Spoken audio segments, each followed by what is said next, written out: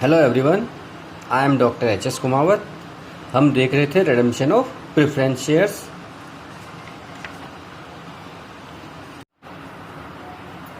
Four marks के question exam में आते हैं आपके 5 क्वेश्चंस, और ये टोटल हो गए 20 मार्क्स के।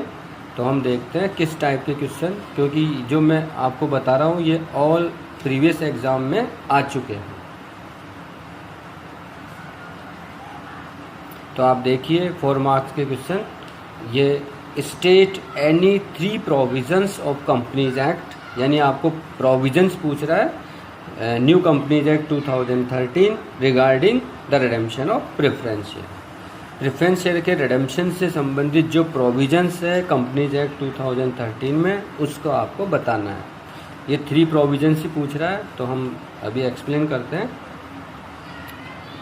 फर्स्ट है only fully paid preference share can be redeemed. आपको समझाया था ना कि पार्टली पेड का रिडेम्पशन नहीं हो सकता, only fully paid preference share का ही रिडेम्पशन हो सकता है। Next, preference share can be redeemed out of profits available for dividend.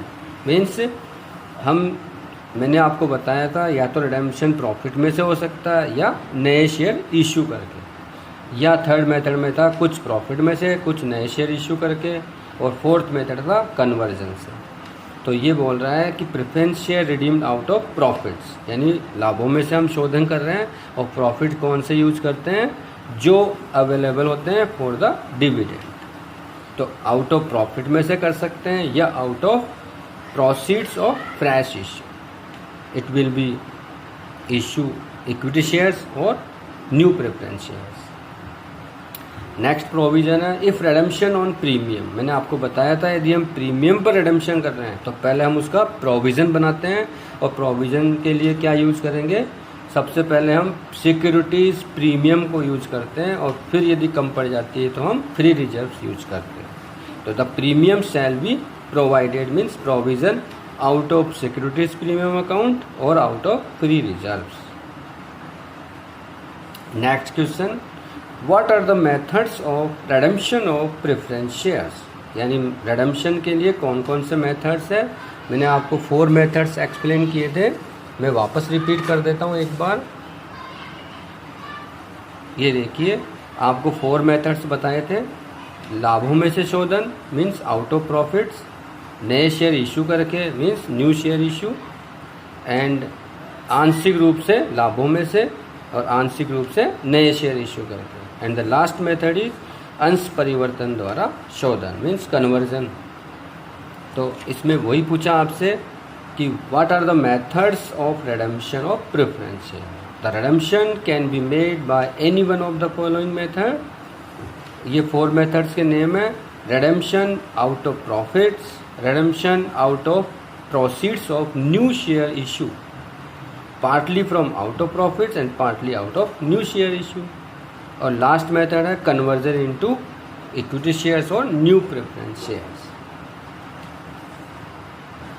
Next question, which profits may be used for redemption of preference shares.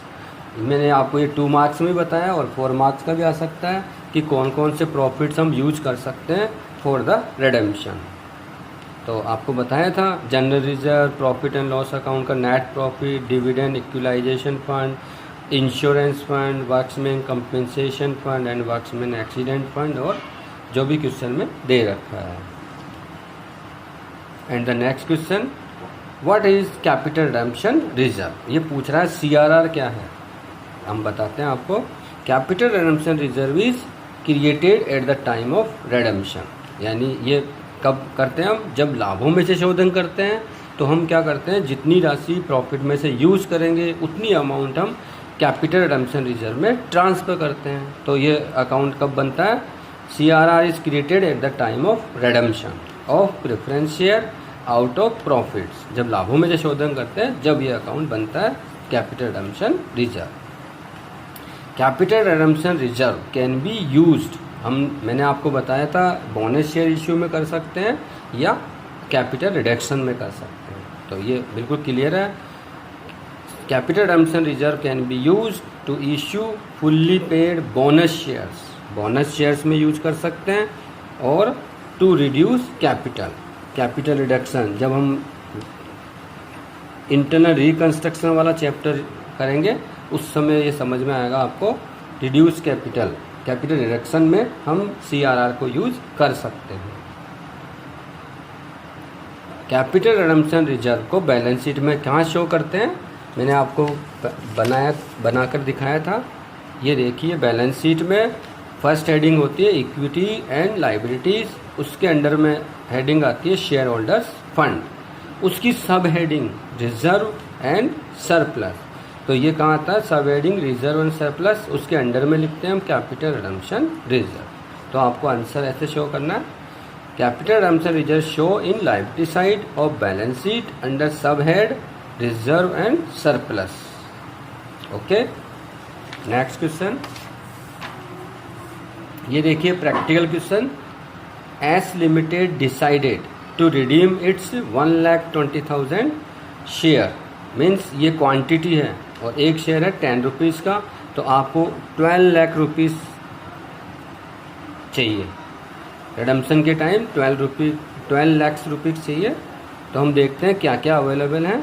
On that date the balances are securities premium account ₹1,40,000। इसको तो जब हम use करते हैं जब हमको redemption भी premium पर करना है। इस क्वेश्चन में प्रीमियम पर रिडम्पशन नहीं है। नेक्स्ट देखते हैं जनरल रिजर्व 4 लाख रुपीज़, यानी हम प्रॉफिट में से रिडम्पशन करेंगे तो इसको यूज कर सकते हैं। इसी प्रकार प्रॉफिट एंड लॉस अकाउंट का बैलेंस दे रखा है CR 1 लाख रुपीज़, इसको भी यूज कर सकते हैं। कैपिटल रिजर्व को कभी भी रिडम्पशन के लिए यूज नहीं कर सकते, क्योंकि हम ओनली रेवेन्यू रिजर्व्स यूज करते हैं, नॉट कैपिटल रिजर्व। क्वेश्चन में लिखा है the maximum amount of profits is utilise for redemption of preference share. It means maximum profits को यूज करना है। Find out the amount of new equity shares, ये आपको बोल रहा है प्रॉफिट में से मैक्सिमम यूज करना है, और यदि कम पड़ जाते हैं तो हम क्या करेंगे, न्यू इक्विटी शेयर्स इशू करेंगे for the purpose of redemption.